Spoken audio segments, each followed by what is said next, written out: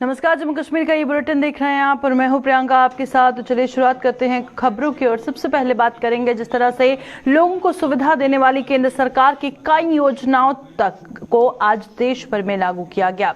खास बात ये रही कि योजनाओं की शुरुआत जम्मू कश्मीर से हुई है और केंद्रीय मंत्री राव इंद्रजीत सिंह ने आज श्रीनगर में आयोजित एक कार्यक्रम के दौरान इसका उद्घाटन किया। और राव इंद्रजीत सिंह ने श्रीनगर में आज एक कॉन्फ्रेंस में बतौर मुख्य अतिथि भाग लेते हुए जम्मू कश्मीर में निवेश के प्रति भी निवेशकों को जागरूक किया। इसके अलावा बैंकिंग सुविधा को जन जन तक पहुंचाने और बैंक खातों की अहमियत के प्रति उन्हें जागरूक करने के लिए निवेशक एक वैन को भी रवाना किया गया। सांसद डॉक्टर फारूक अब्दुल्ला इस मौके पर विशेष अतिथि के रूप में मौजूद रहे।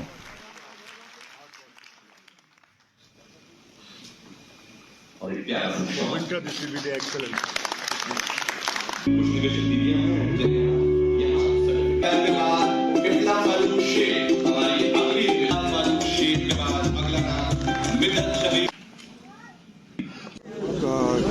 मिनिस्ट्री ऑफ कॉर्पोरेट अफेयर्स का फंक्शन हो रहा है और हम जगह जगह एक व्हीकल को भेजेंगे जिसके माध्यम से ये समझाने का प्रयास किया जाएगा कि बेस्ट बैंकिंग प्रैक्टिसेस क्या होनी चाहिए, आपको बैंक अकाउंट क्यों खोलने चाहिए और जो भारत सरकार की जो जितनी भी सुविधा देने वाली स्कीम्स हैं उसका लाभ किस तौर के ऊपर आप उठा सकते हैं।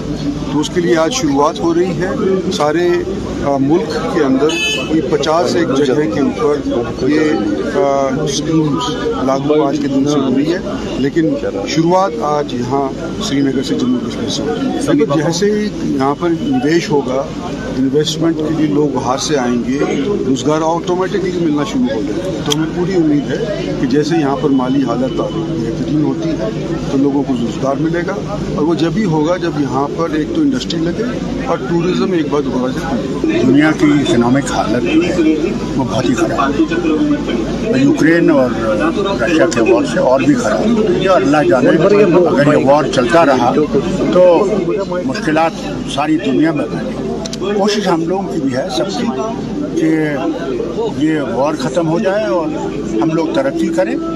उम्मीद तो हम सब पे है, सबसे बड़ी बात तो उम्मीद है और उम्मीद हमने छोड़ी नहीं है कि ज़रूर इंशाअल्लाह हम लोग तरक्की करेंगे, लोगों की मुश्किलात दूर होंगी। बेकारी बहुत है, पढ़े लिखे बच्चे बच्चियाँ बेकार हैं।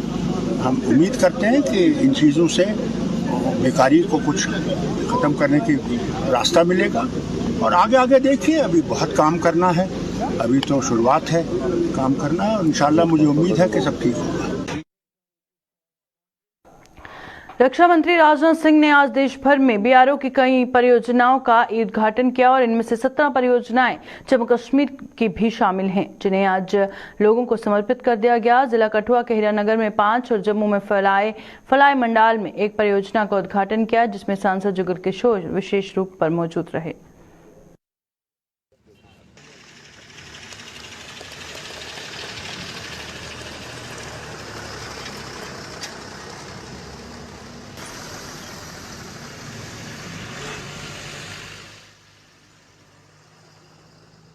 हमारे रक्षा मंत्री राजनाथ सिंह जी लेह के शोक गांव से इसका इनागुरेशन कर रहे हैं और ये कार्यक्रम बीआरओ की तरफ से आयोजित किया गया है। इसमें 75 ऐसे कार्य हैं जिसमें रोड्स भी हैं और बड़े बड़े ब्रिज भी हैं। उन सब का इकट्ठा लोकार्पण जो है वो वहां से कर रहे हैं और अलग अलग जगह पर हमारे चीफ मिनिस्टर, सांसद, मिनिस्टर बैठे हुए हैं और बीसी द्वारा हम सब इस कार्यक्रम में जुड़े हुए हैं। 10 में से 7 जो है कठुआ डिस्ट्रिक्ट देखा जाए तो अनेक कारणों के साथ 7 जो है, जिसमें से 4 जो है हम इसी ब्रिज पे हैं, पक्का कोठा ब्रिज पे, इसी एक्सिस पे है। 4 ब्रिज जैसे चनाव बैरी है, पाली पक्का कोठा है, उसके बाद जो है छल्ला ब्रिज है, फिर बेनारी ब्रिज है। तो जो ये ब्रिज है पक्का कोठा का, ये 181 मीटर का है और ये रिकॉर्ड 212 दिन में बन गया। इसी तरह इसके आगे जो बेनारी ब्रिज है रिकॉर्ड 90 दिन में बना, जो कि एक हमारे लिए डिपार्टमेंट के लिए रिकॉर्ड ही है। इसके अलावा 3 जम्मू क्षेत्र में भी है। एक है जित्रे ब्रिज जो 4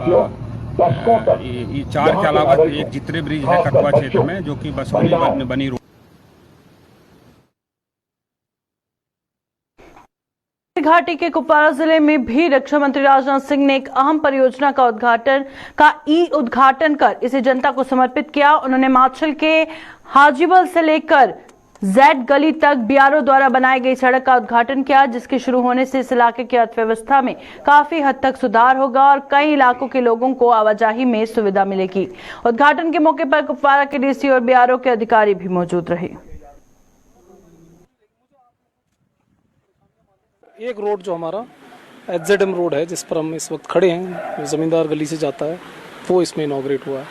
तो हमारे लिए एक बहुत खुशी की बात है कि बरसों की कड़ी मेहनत, बॉर्डर रोड्स के जो कर्मयोगी हैं, जितने हमारे सीपीएल्स हैं, जितने हमारे अधिकारीगण हैं, यहाँ पर सुपरवाइजर्स हैं, जूनियर इंजीनियर्स, लेबर्स, सब लोगों ने बहुत मेहनत की, जिसके कारण इस रोड का अपग्रेडेशन जो है अब कंप्लीट हुआ है।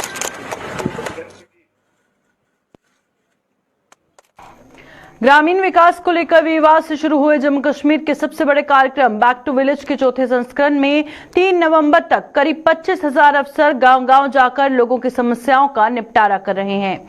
35 विभागों का अमला 4,483 पंचायतों में 2 दिन और 1 रात बिताकर 85 कल्याणकारी योजनाओं के तहत ग्रामीणों की समस्याएं सुनने के साथ ही समाधान सुनिश्चित कर रहे हैं। स्वास्थ्य और राजस्व विभाग भी बैक टू विलेज के पहले 3 संस्करणों की तर्ज पर इस चौथे संस्करण में भी अपनी अहम भूमिका निभा रहा है और स्वास्थ्य एवं चिकित्सा शिक्षा विभाग के सचिव भूपेंद्र कुमार और राजस्व विभाग के आयुक्त सचिव विजय कुमार बिधूरी ने इस पूरी मुहिम के पहलुओं को उजागर किया।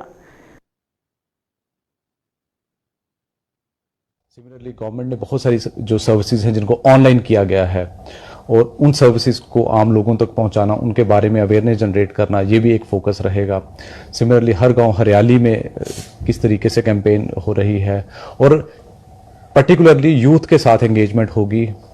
वो देखा जाएगा कि जो काम पहले किए गए हैं उससे क्या चेंज आई है, किस तरीके से हमारा जो प्लानिंग का प्रोसेस पंचायती राज इंस्टीट्यूशंस को साथ लेके किया जाता है, उससे क्या तब्दीली ग्राउंड में आई है। और ये एक बहुत बड़ा कैंपेन होने जा रहा है जिसमें लगभग 15 से 20 लाख लोग जुड़ेंगे और मुझे उम्मीद है कि आपके माध्यम से भी ये मैसेज लोगों तक जाएगा कि वो जब भी जो विजिटिंग ऑफिसर उनके गांव में आ रहा है वो उससे मिलेंगे, इंटरेक्ट करेंगे। और मुझे लगता है कि इससे बहुत सारी लर्निंग जो है वो गवर्नमेंट के लिए भी होगी और हमारे लिए भी होगी और हमें एक एहसास भी होगा कि ग्राउंड में किस तरीके से कोई कमी आ रही है, किस तरीके से हमारी इम्प्लीमेंटेशन हो पा रही है। Distribution of land passbook is one of the main target जो हमने अपने लोगों को दिया है और इसमें मुझे ये बताते हुए खुशी है कि अब तक हम 5 लाख पासबुक्स बांट चुके हैं और अभी आने वाले जो 6 दिनों में जब ये चलेगा अभियान तो हमें उम्मीद है कि हम और मिनिमम 5 लाख से लेकर 10 लाख तक और हम पासबुक इसमें डिस्ट्रीब्यूट करेंगे और अगले 1 महीने के अंदर अंदर जो है हम सबको लैंड पासबुक मिल जाएगी, चाहे इलेक्ट्रॉनिक फॉर्म में मिलेगी और छोटे फिजिकल फॉर्म में मिलेगी। इसके साथ साथ डोमिसाइल सर्टिफिकेट्स को भी सेचुरेशन करने के लिए बोला गया है। अगर कोई अप्लाई करेगा उस बीच में तो उसको भी हम डोमिसाइल सर्टिफिकेट इश्यू करेंगे। ऑनलाइन सर्विसेज के मामले में आप लोगों से मेरा रिक्वेस्ट रहेगा कि ऑनलाइन सर्विसेज को और ज़्यादा आप लोग पब्लिसाइज करें। पब्लिक जो है आए, सिटीजन्स जो है हमारे किसी भी दफ्तर के आपको आने की आवश्यकता नहीं है, आप घर बैठे सारी सर्विसेज पा सकते हैं जिसमें फ़र्द भी इंक्लूडेड है। शुरू में कुछ इश्यूज थे, नीचे तक नहीं जा पा रही थी सर्विसेज, बट अब सारा सिस्टम जो है सेट राइट हो गया है। उधमपुर जिले की रामनगर तहसील की दिहाड़ी पंचायत में बैक टू विलेज के चौथे संस्करण के तहत एक बैठक का आयोजन किया गया और अतिरिक्त सचिव संदीप कुमार की अगुवाई में आयोजित इस बैठक में पंचायत प्रतिनिधियों के अलावा आम लोगों ने भी भाग लेते हुए इस पंचायत की जरूरतों को जोर शोर से उठाते हुए बैठक में मौजूद विभिन्न विभागों के अधिकारियों को अपने कुछ सुझाव साझा किए।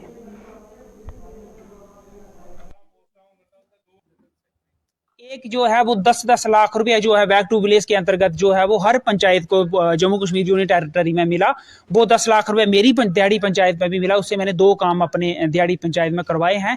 लेकिन मैं चाहता हूं कि 10 लाख से कुछ नहीं होगा। मेरे जैसे 9 वार्ड है तो 10 लाख रुपया कुछ भी नहीं आता। 9 वार्ड में अगर बांटना भी हो उसको तो कुछ भी नहीं आता। मैं चाहता हूं कि एक बड़ा जो पैकेज है वो पंचायतों को दिया जाए ताकि जो लोगों की बेसिक नीड्स हैं और जो लोगों के मेन जो मुश्किलात जो समस्या हैं वो हल किया जाए, ताकि अच्छे जैसे स्पोर्ट्स सेंटर होना चाहिए यहाँ पर, वो एक बड़ा अच्छा रहेगा। खासकर हमारे जो नौजवान यूथ हैं उनके लिए बड़ा अच्छा रहेगा।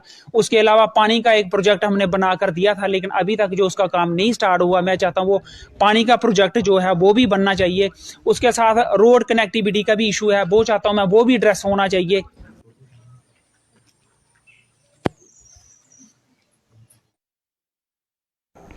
पुंछ जिले की मेंढा सब डिवीजन में रिश्तों को तार करने वाला एक नाबालिग बच्ची को पुलिस ने गिरफ्तार कर उस पर पॉक्सो एक्ट के तहत मुकदमा दर्ज किया है। इस नाबालिग ने रिश्ते में अपने ही 13 वर्षीय नाबालिग बहन के साथ दुष्कर्म किया था, जिसके चलते उसने 21 अक्टूबर को एक बच्ची को जन्म दिया और पीड़िता ने उससे पूछताछ के दौरान ये खुलासा किया था, जिसके बाद पुलिस ने आरोपी को दबोचने के लिए अभियान छेड़ दिया। आरोपी की उम्र 15 वर्ष बताई जा रही है। 21 की नाइट को हमारे पास एक अनमैरिड फीमेल जिसकी एज अबाउट 13 इयर्स थी 10 बजे आई पेन अब्डामन करके। तो जैसे ही मैंने ऐसे अब्डामन को पल्पेट किया तो मुझे लगा ये प्रेग्नेंट है। तो उसी टाइम मैंने बीएमओ सर को इन्फॉर्म किया कि ऐसे अनमैरिड लड़की प्रेगनेंसी है, इसकी टर्म प्रेगनेंसी है। तो सर ने बोला कि आप इसकी डिलीवरी कंडक्ट करो ताकि मदर और चाइल्ड सेफ रहने चाहिए, फर्स्ट प्रायोरिटी हमारी यही है। तो हमने फिर उसकी डिलीवरी कंडक्ट की। एक फीमेल बेबी पैदा हुआ जो कि अभी मतलब बेबी भी स्टेबल है और मदर भी स्टेबल है। तो हमने यहाँ ही रखा हुआ है अभी बेबी को भी और मदर को भी। पानी की किल्लत से जूझ रहे कठुआ के गांव चक लोडन के लोगों ने एक शिष्टमंडल ने आज जल शक्ति विभाग के अधिकारियों से मुलाकात की और इन लोगों के मुताबिक उनके गांव में पिछले करीब 15 दिनों से पानी की सप्लाई नहीं हो पाई है और इसे विडंबना ही कहा जाएगा कि त्योहारों पर भी उन्हें पानी की बूंद बूंद के लिए तरसना पड़ा। सरपंच मोहन कुमार ने आरोप लगाया कि विभाग के अधिकारी पानी की सप्लाई के बुनियादी ढांचे को सुधारने में विफल साबित हुए और ये अनदेखी अगर यूं ही जारी रही तो वो नेशनल हाईवे बंद करने पर मजबूर हो जाएंगे। 2-3 त्योहार आए उसके बावजूद इन्होंने हमें पानी नहीं दिया, तो बड़े शर्म की बात है। इन महकमे वालों को मैं बताना चाहता हूं कि आप कौन सी नींद सोए हो, कुंभकर्ण की नींद सोए हुए हो। इन लोगों को पानी चाहिए, आपकी ड्यूटी है, आप पानी दो। आपका ये फर्ज बनता है, आप बाल आपने ठीक करने हैं, पानी आपने देना है, प्रॉपरली आप लोग गवर्नमेंट से तनख्वाह ले रहे हो, आपकी ड्यूटी है।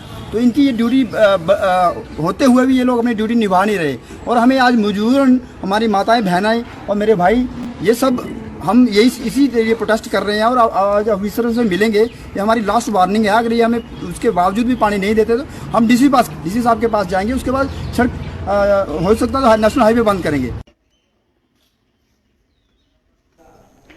जम्मू के मौलाना आजाद मेमोरियल कॉलेज से सालों पहले शिक्षा हासिल कर चुके कई पूर्व छात्रों को आज मानो मुंह मांगी मुराद मिल गई हो। मौका था कॉलेज में आज आयोजित एल्यूमिनाई मीट का, जिसमें इस कॉलेज के साल 19 के पहले बैच के पूर्व छात्र भी शामिल हुए। उम्र के कई पड़ाव पार कर चुके इन पूर्व छात्रों ने एक दूसरे के साथ संवाद किया और इस कॉलेज की और बेहतरी के लिए अपने अपने सुझाव भी दिए।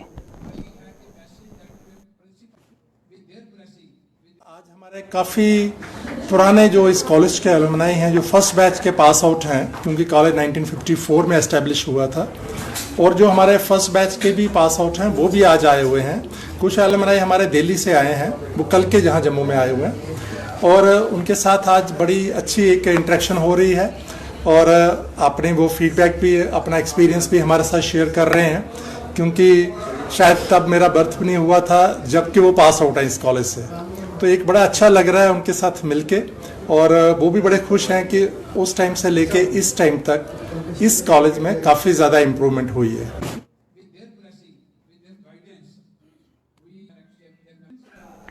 कामचोर हड़ताल पर गए पीएचई डिपार्टमेंट के डेलीवेजरों ने ऐलान किया है कि अगर जल्द ही उन्हें नियमित करने के लिए पॉलिसी वजूद में लाने के साथ साथ बकाया मानदेय का भुगतान न हुआ तो वो एक बार फिर से जम्मू में पानी की सप्लाई रोकने पर मजबूर हो जाएंगे। जम्मू में आज प्रदर्शन करते हुए इन डेलीवेजरों ने कहा कि सरकार अगर शांतिपूर्वक तरीके से उन्हें राहत पहुंचाने में विफल रहती है तो वो आंदोलन को और गति देने में नहीं हिचकिचाएंगे। यही अपील करते हैं जम्मू कश्मीर प्रशासन से कि जल्द से जल्द डेली वेजर की रेगुलाइजेशन के लिए पॉलिसी सामने लाई जाए और अगर इस बार कहीं प्रशासन चूक जाता है तो फिर वही हाल जो 17 अक्टूबर को जैसे कंपनी बाग का पानी बंद हुआ था तो और भी स्टेशन जो हैं वो बंद हो सकते हैं। डेली वेजर अब बिना रेगुलाइजेशन पॉलिसी के किसी भी बात पे समझौता नहीं करेगा।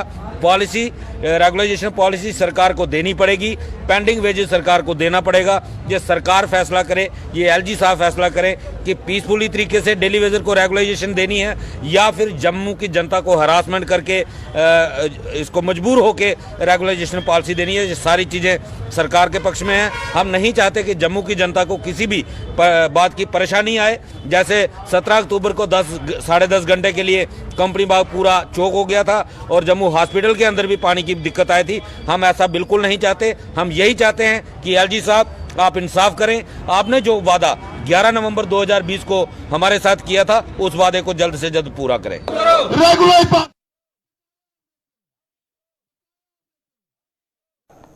जल शक्ति और सिंचाई विभाग के डेलीवेजरों ने आज लगातार 72वें दिन प्रदर्शन करते हुए सरकार पर उनसे त्योहारों की खुशियां छीनने का आरोप लगाया है। नियमित करने सहित अन्य मांगों को लेकर आंदोलन कर रहे इन डेलीवेजरों ने आरोप लगाया कि देश के अन्य राज्यों में डेलीवेजरों को उनका हक दिया जा रहा है लेकिन जम्मू कश्मीर में उनकी अनदेखी हो रही है।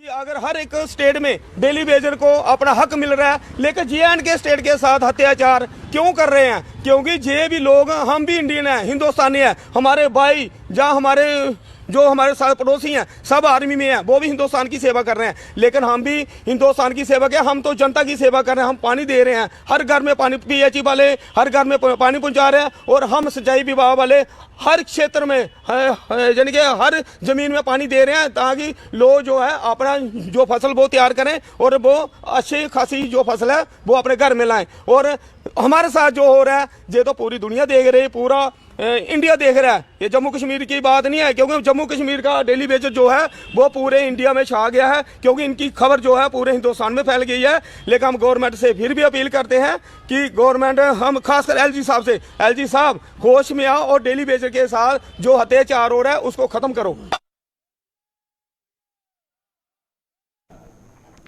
जम्मू कश्मीर गुज्जर बकरवाल कोऑर्डिनेशन कमेटी ने पहाड़ी सहित कुछ अन्य समुदायों को ओबीसी का दर्जा देने के सरकार के फैसले को चुनौती दी है। कमेटी ने जस्टिस जीडी शर्मा कमीशन की अंतरिम रिपोर्ट को सार्वजनिक किए जाने की मांग करते हुए इस रिपोर्ट को कोर्ट में चुनौती देने का ऐलान किया है। जम्मू में आज एक प्रेस कॉन्फ्रेंस के दौरान कमेटी के संयोजक एडवोकेट अनवर चौधरी ने यह ऐलान करते हुए बताया कि इस रिपोर्ट के विरोध में 1 नवंबर को दिल्ली के जंतर मंतर पर देश भर का गुज्जर समुदाय अपनी आवाज उठाने जा रहे हैं। नहीं होना चाहिए और अगर ऐसा हुआ तो और एक और बात के वो कम से कम जो इंटर्म रिपोर्ट है जीडी शर्मा कमीशन की वो पब्लिक की जाए, वो लोगों के सामने रखी जाए, लोगों की स्क्रूटनी के लिए, लोगों के कमेंट्स के लिए, उनके एतराज़ात के लिए। तो आज की प्रेस कॉन्फ्रेंस यही है। हम इस रिपोर्ट को, इंटर्म रिपोर्ट जो है इसको काबिल कबूल ये हमें नहीं है, इसे हम चैलेंज करेंगे, अदालतों के अंदर भी चैलेंज करेंगे, पब्लिक के सामने ले जाएंगे। आपने देखा पिछले दिनों, आज भी 2 दिन पहले ही किस तरह से ओबीसी के बहुत से लोगों ने किस तरह प्रोटेस्ट किया है पूरे जम्मू के अंदर, पूरे कश्मीर के अंदर। इसी तरह लद्दाखी, गद्दी, सिप्पीज, गुजर बकरवाल पूरे हिंदुस्तान के अंदर प्रोटेस्ट कर रहे हैं। और 1 तारीख को जंतर मंतर में दिल्ली में एक बहुत बड़ा प्रोटेस्ट हो रहा है जहां पूरे हिंदुस्तान से गुजरों के नुमाइंदा वहां आएंगे और उसको हम कंडेम करेंगे। किश्तवाड़ जिले की पाड़त तहसील के चंगनधारी इलाके में आज तड़के संदिग्ध परिस्थितियों में लगी आग ने वहां जमकर तांडव मचाया। इस आग ने देखते ही देखते 20 मकानों को अपनी चपेट में लेकर उन्हें राख में तब्दील कर दिया, लेकिन गनीमत ये रही कि इसमें कोई भी जानी नुकसान नहीं हुआ है। आग लगने की सूचना मिलते ही सेना व पुलिस मौके पर पहुंची और स्थानीय लोगों की मदद से लपटों को शांत कराने के लिए मुहिम छेड़ दी। दूरदराज का पहाड़ी इलाका होने के कारण मौके पर दमकल विभाग की गाड़ियां नहीं पहुंच पाई और किश्तवाड़ के डीसी देवांश यादव सहित प्रशासन का अमला भी हरकत में आया और आज सुबह होते ही प्रभावितों के लिए राहत सामग्री रवाना कर दी। उन्होंने बताया कि इस हादसे में 22 परिवार प्रभावित हुए हैं और फिलहाल रेड क्रॉस की तरफ से इनकी मदद की गई और जल्द ही SDRF के तहत मकान बनाने के लिए भी प्रभावितों की मदद की जाएगी। ये एक बहुत ही दुखद घटना है जिसमें कि गंधारी छग एरिया में रात को 1 बजे के आसपास आग लगी। इसमें 22 फैमिलीज़ के घर जो हैं वो जल गए हैं और उसमें लकीली किसी भी लाइफ या लाइफ स्टॉक की हानि नहीं हुई है, लॉस नहीं हुआ है। अभी हमारी तहसीलदार और पुलिस की टीम आर्मी के साथ ऑन ग्राउंड है और सभी लोगों को सेफली रेस्क्यू कर लिया गया है। उसके अलावा रेड क्रॉस का जो रिलीफ मटेरियल है वो हम लोगों ने यहाँ से रवाना कर दिया है। साथ साथ जो भी मॉनेटरी असिस्टेंस और बाकी रिलीफ मटेरियल है वो भी हम लोग भेज रहे हैं। इसमें आग लगने की वजह अभी तक नहीं सामने आई है, लेकिन जो नंबर ऑफ पीपल जिनको रेस्क्यू किया गया है वो 80 से 85 के बीच में है, जो इन 22 फैमिली के मेंबर्स थे। जी अभी एज एन इमीडिएट रिलीफ हम लोगों ने इनके लिए वार्म क्लोथिंग और ब्लैंकेट्स भेजे हुए हैं। उसके साथ साथ जिनको भी हाउसेज अभी जले हैं अंडर SDRF हम लोग रिलीफ प्रोवाइड करेंगे for reconstruction of their houses.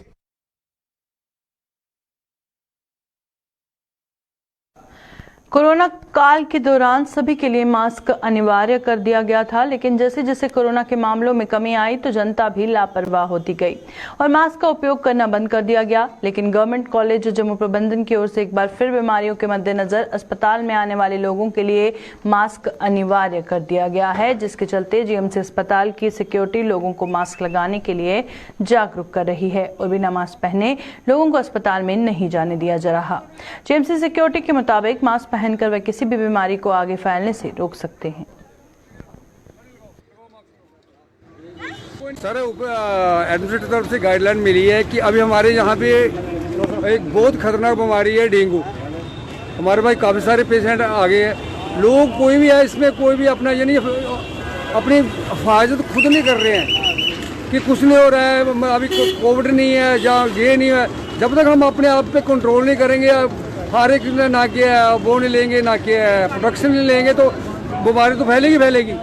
Hospital में आ रहे हैं, कोई मास्क नहीं पहना, कोई कुछ नहीं पहना, जी कोई बीमारी तो है नहीं है।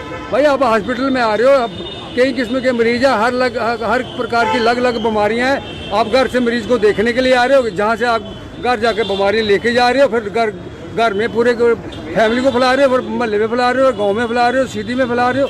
ये तो लोगों का तरीका बन गया है। मेरी लोगों से यही है कि आप हॉस्पिटल में आ रहे हो, मास्क पहन के आओ, कम लोग आओ। अपने मरीज के पास आ रहा है तो बारी बारी आओ, आज एक आया कल दूसरा, इधर आकर 3-3 4-4 बंदे इकट्ठे होकर बैठ जाते हैं।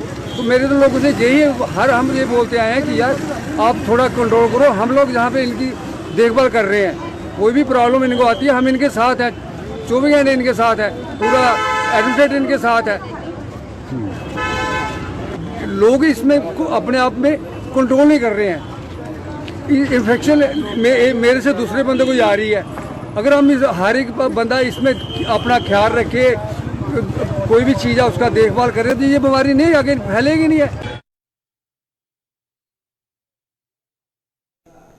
बिचना में स्थित कुंडेश्वर धाम के जीर्णोद्धार को लेकर लोगों ने सरकारी पैसे का दुरुपयोग करने का आरोप लगाया है। स्थानीय लोगों का कहना है कि बिचना में स्थित कुंडेश्वर नाम का ये प्राचीन मंदिर है, जो कि सरकारी योजना के तहत इसका जीर्णोद्धार भी किया गया, लेकिन इसका रखरखाव ना होने के कारण आज इसकी फिर खस्ता हालत है। लोगों ने और क्या कुछ कहा, आइए आपको बताते हैं। मैं ਤੁਹਾਨੂੰ एक दसना चाहना कि ये साड़ा एक बहुत प्राचीन मंदिर है कुंडेश्वर के नाम पर। मेरा ख्याल है साड़ी तहसील दे विच सब तो 100 साल पुराना मंदिर है। पिछे 3-4 साल पहले एक स्कीम आई ही जिहदे विच पुराने मंदिर जिहड़े है या कोई पुराने स्थान है उन्हें अडाप्ट किया हा। तो ये ऊपर मेरा ख्याल है कोई 2 करोड़ रुपया ने लगाया, इसी बाउंड्री की ये अंदर तलाब बनाया, पैसेज बनाए, बाथरूम बनाए, और अज ये हालत दिखो तुस, कोई इसी दिखने वाला नहीं है, ना तो थोड़े कमेटी वाले दिखते हैं, ना कोई ऐसा सिस्टम बनाया कि कोई दिख इत्थे डैंप लगे दा, उत्थे डैंप लगे दा, इधर टुटे दा भज्जे दा, बुरी हालत है। और इत्थे मेरे ख्याल पूरा बिश्नाह कस्बा जिहड़ा है, जिहदी आबादी मेरे ख्याल कोई 20-25 हज़ार होनी है, वो सारा कस्बा जिहड़ा है उनका इत्थे शमशान घाट भी है, इत्थे लोग आउंदे ने, ते इहदी हालत दिख लो तुस की है मौके दे उपर। ये मंदिर शिवरात्रि के ऊपर बहुत ही सजता है, यहाँ पे लोग बहुत दूर दूर से भी आते हैं यहाँ पे। तो ये जो हालत यहाँ पे जो पैसे लगे हुए हैं, ये किस चीज़ के लिए इन्होंने पैसे लगाए और लगे कहाँ हैं, ये हमें आज तक नहीं पता चला है कि इतना पैसे आने के बावजूद भी ये खंडर का खंडर ही रहा, इसमें कोई डेवलपमेंट नहीं हुई है।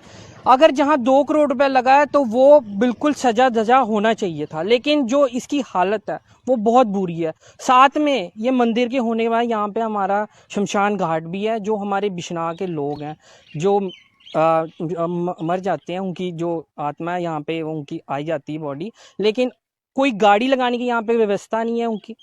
यहाँ पे उन्होंने डैम्प लगाए हुए हैं, यहाँ पे कोई अगर बाहर से कोई आता है यहाँ पे लकड़ी देने भी, वो देखता है कि भाई यहाँ पर है क्या, इतने पैसे लगाने के बावजूद भी अगर हमारी गाड़ियाँ रामबाग मंदिर के पास लगेंगी तो यहाँ पे पैसे लगाने का फ़ायदा क्या, इससे अच्छा आप यहाँ के पैसे मत लगाओ।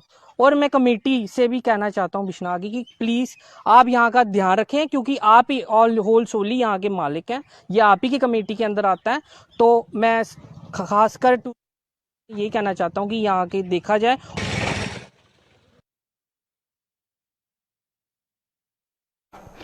अभी के बुलेटिन में फिलहाल इतना ही, दीजिए इजाजत, नमस्कार।